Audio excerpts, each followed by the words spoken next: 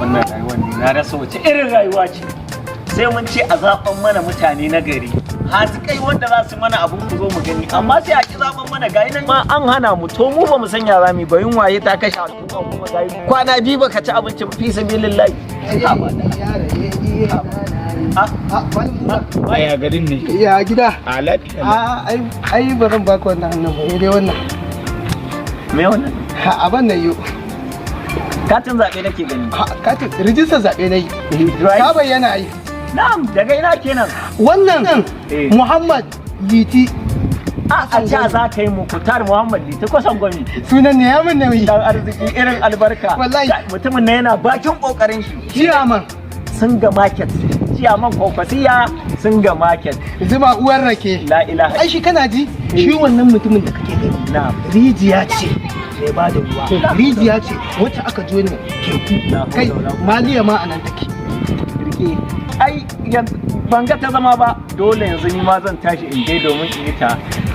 Garau garau ina ya fara ci. Matin jam kuma je. Matin. Kuma je.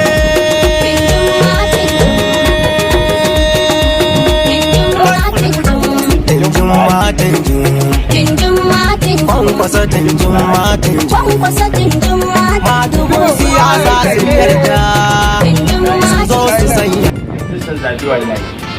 wannan gaskiya ne dole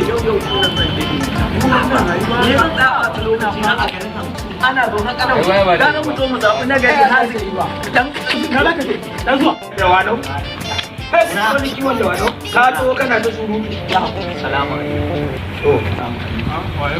to Muktar Muhammad Liti kwasan gwani ina zaune aka zo aka same ni ciyaman kwankwasiya sun ga market Muktar Muhammad Liti kwasan gwani wai ya aka kasan kwasan gaman nan da Allah da Allah wallahi dole sai na je ai zuwa ya kama ni ta Liti kwasan gwani wai ya aka kasan mutumin nan to ai shine ya kira yace lallai a bisa jagorancin yan kasuwar yace to lallai kowane dan Kano ya fita domin ya je rijistar zaɓe an fara gaskiya ne dole mu tashi mu je yawwa a sanarwa da al'umma gabaki daya saboda ka san su magoya bayan Madugu ne to saboda haka shi yasa ni ma yanzu ba zan zauna ba Madugun na dan wala Madugu 2023 insha Allah kwankwaso ka wangaya la ilaha wallahi ka tuna mun ba la ilaha illallah ya zo mu tafi wanda kuma ba zai tafi ba ni dai kun ga tafiya ai dole sai